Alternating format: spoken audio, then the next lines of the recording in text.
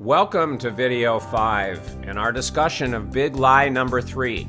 Now this one is big. This one is huge. This one is gigantic. Are you ready? All right, here we go. Big lie number 3. You create your reality and what happens to you every day.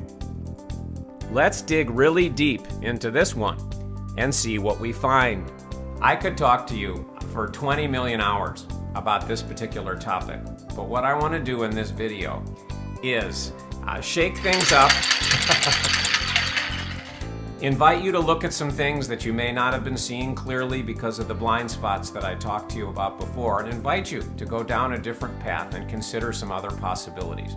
So as I'm sure that you know, the party line out there, the popular message, the scream out there is, you create your own reality. And there are some different variations. Some of the teachings say it's your thoughts that create your reality. Whatever you focus on most, your dominant thoughts are what manifest. Sometimes they say the thoughts have to be combined with feelings, and then that's what manifests. And there's all kinds of different stories. I don't need to talk about them all now. You're aware of what you're aware of, but that's the party line. You're doing it. Your thoughts, your feelings, your goals, your intentions, what you do with the techniques, and the variations that ripple out from that. So, as I said, let's take a close look at this. All day long, and don't take my word for any of this. Look and verify it for yourself. See through the blind spot is my invitation to you. If you look back on your life, here's what you will see. There have been many, many, many, many times where you have had negative thoughts. You have worried about bad things happening to you, and they've been in your dominant thoughts, and there's been fear, there's been whatever else, expectation of negative things, right? And according to the party line, those negative things should always happen. You know, it's a law.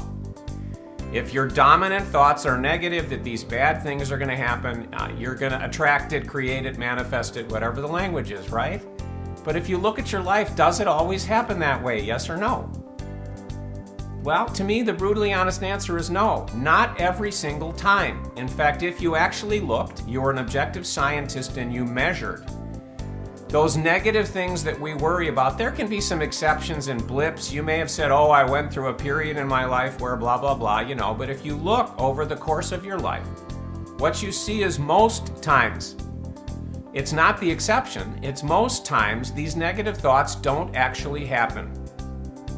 They don't actually manifest. You don't attract it. It doesn't actually happen in your life. Now, the party line, the people that teach these things, they've got all kinds of explanations for that one. Not as many as some of the other things I'm going to talk about, but that can be explained away at the idea and concept level within the context of the party line. So let's look at the next scenario.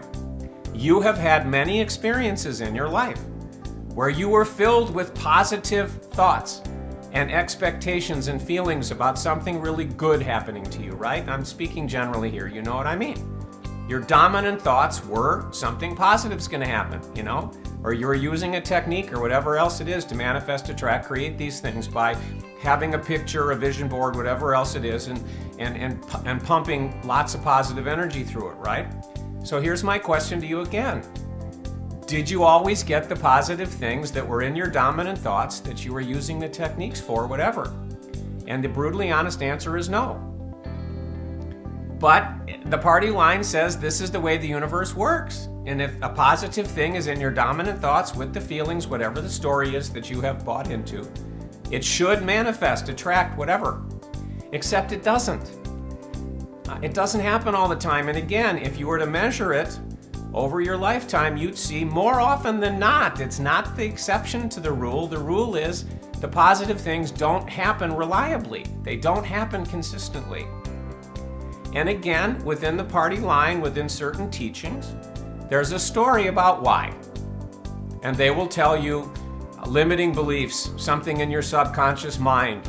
In some teachings, which you may or may not embrace, karma, past lives, energy, whatever. There's explanations for why you can hold this dominant thing, you can focus on this positive thing, and something sabotages you from deep inside of you, right? They can explain that away.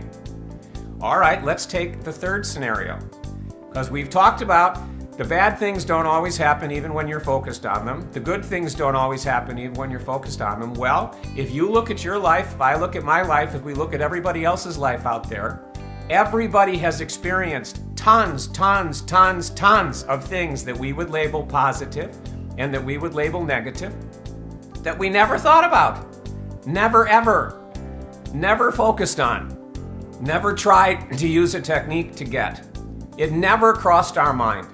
And I'll give you one of the most extreme examples of this to illustrate it, but there's 20 zillion examples of this in your life and in the lives of other people that you're aware of. J.K. Rowling, the author of the Harry Potter series, arguably the most successful book series of all time.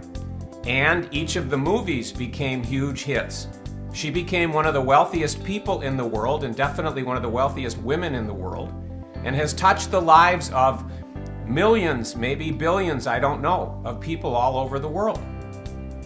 That kind of a gigantic success, and everywhere that it went, movies, theme parks, merchandise, everywhere that it went, never, ever crossed the mind of J.K. Rowling. Never, not even close. You may know the story. She was a struggling single mother on welfare, or whatever the equivalent was in England. And she loved writing, and she wanted to be a writer, and she wanted to be able to make enough money to be able to take care of herself and her daughter. And that's it. No big lofty goals, no techniques, no dominant thoughts about big. Millions of people being touched, billions of dollars in wealth. Never crossed her mind. So let's look at this with brutal honesty. If it's your thoughts that create your reality, your feelings, your whatever that the party line is, and or you have to use these techniques or whatever, or focus your vibrations, whatever the story is, how do you explain that? How do you explain that? You can't. If you talk to somebody, and no disrespect intended to anyone or anything, but if you talk to somebody that teaches these things and you say to them, how can that happen? How can really good things, including gigantic big success things like that, or what we consider to be really bad things, happen if we never ever thought about it?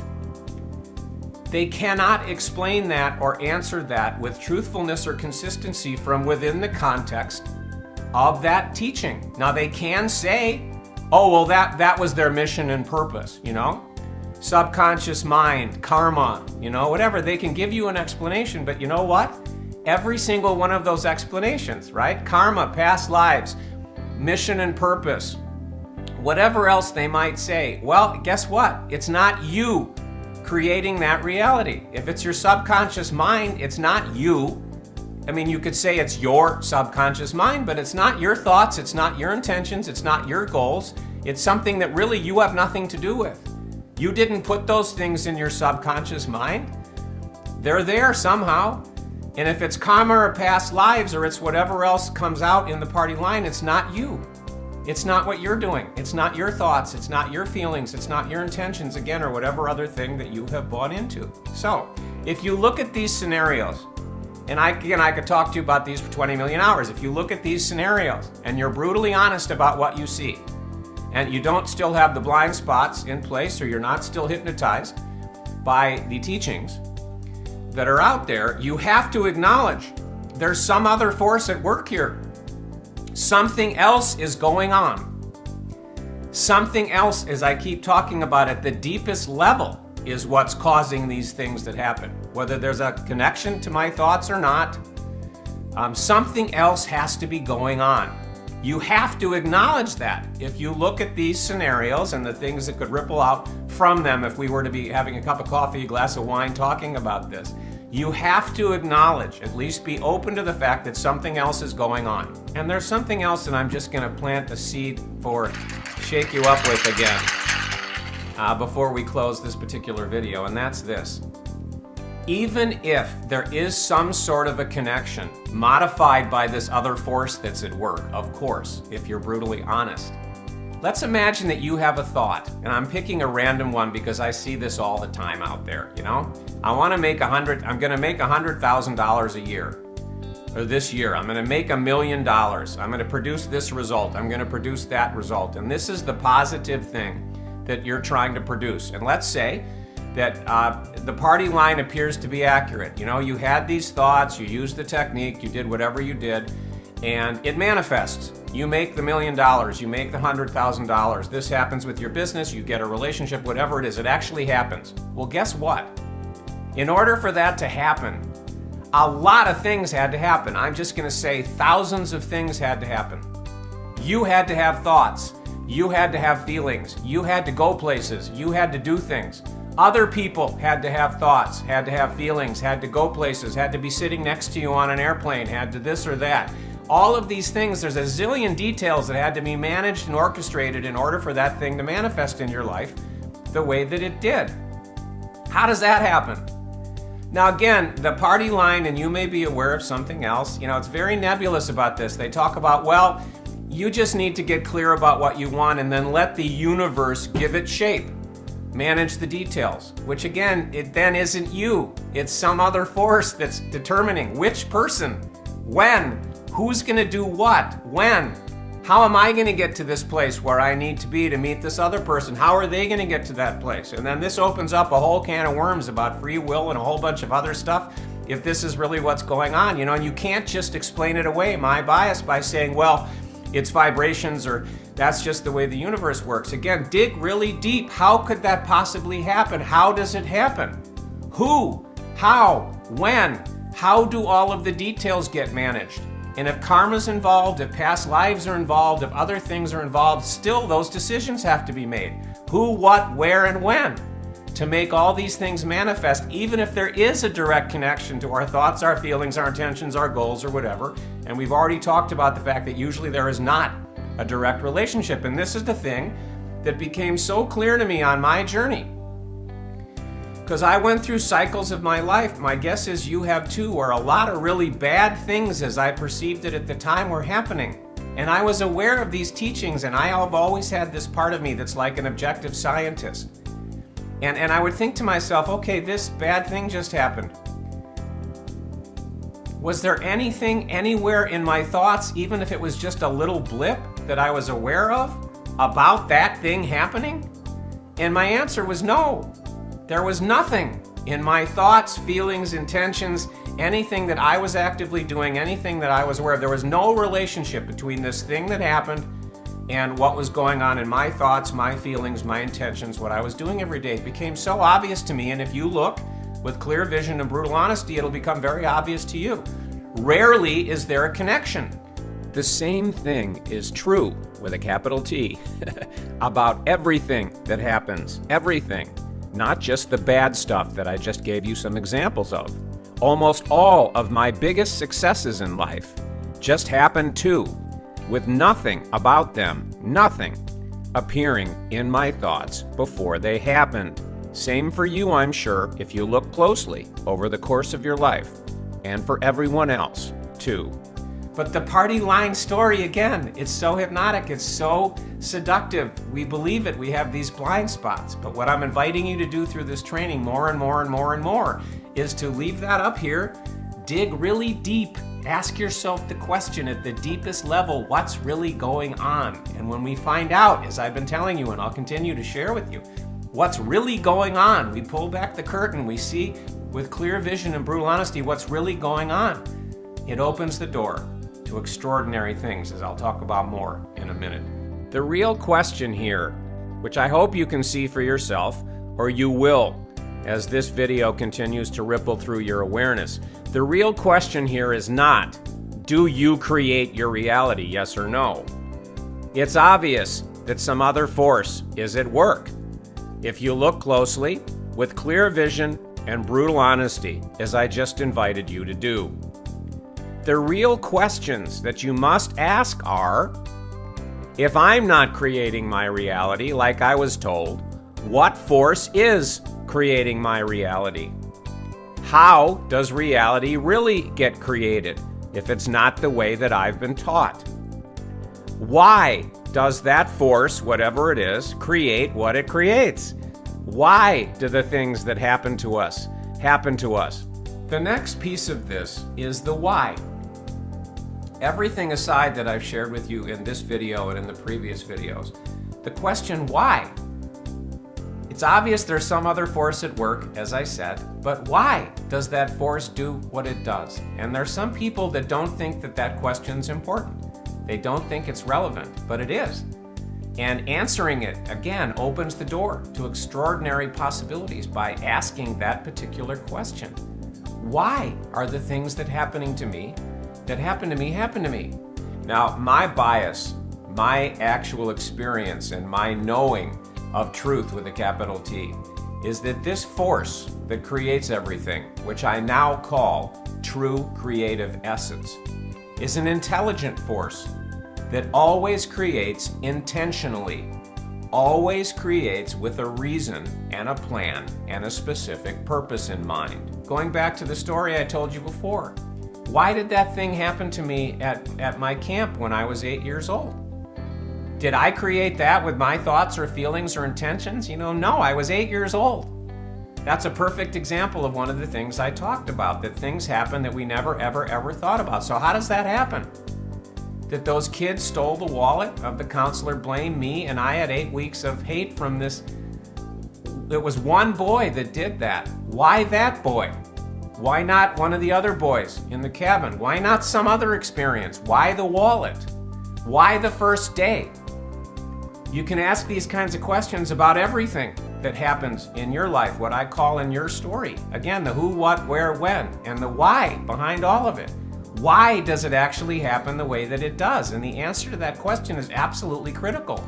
And it's one of the other things that gets revealed when you dig down to the deepest level. You pull back the curtain, you discover the hidden story of what's really going on. The why piece is absolutely critical. And the final question you must ask yourself is, how must the way I live my life every day change to align with the truth with capital T's, the big truth of what's really going on? I became obsessed with finding answers to those questions. I finally found the answers. Seeing and then experiencing the truth with a capital T of the answers, and experiencing it is the key, is what finally changed my life. Everything about it, down to the smallest detail, inside of me and outside of me. Seeing and experiencing the truth of the answers is what will change your life too, down to the smallest detail, inside and outside of you too. Don't you want to know the answers to those questions? Don't you need to know the answers if you're really going to change your life and start to know and get what it is that you really want? All right, here is a key point. As long as you think that you are or you can create your reality, as long as you think that you'll finally find a magical technique that you can use to consistently manifest, attract, or create anything that you want, like the party line screams, as long as you think you can find a way to tame the wild beast called life, which is what life really is, if you're brutally honest about what happens every day all over the world, and bend reality to your personal will, you'll finally find some way to do that. You are doomed to a life of endless struggle, suffering, and pain. Some people, when they first hear what I've shared in this video, think that it is really bad news. You may be thinking that right now too, maybe not. But it's not bad news. Embracing the truth with capital T's of what's really going on. The truth with capital T's about what really creates what happens to you every day. And then seeing and experiencing where that truth with a capital T takes you is actually, drum roll please, the best news ever. Why? Because that's what opens the door to everything changing, to extraordinary new possibilities for you and your life. It's exchanging lies, illusions, and stories for a knowing and a direct and consistent experience of truth that's what opens the door to extraordinary new possibilities for you and your life. More on that later. To find out what big lie number 4, the final one, is, and hear the brutally honest truth about it, continue on to video 6 by clicking the button below.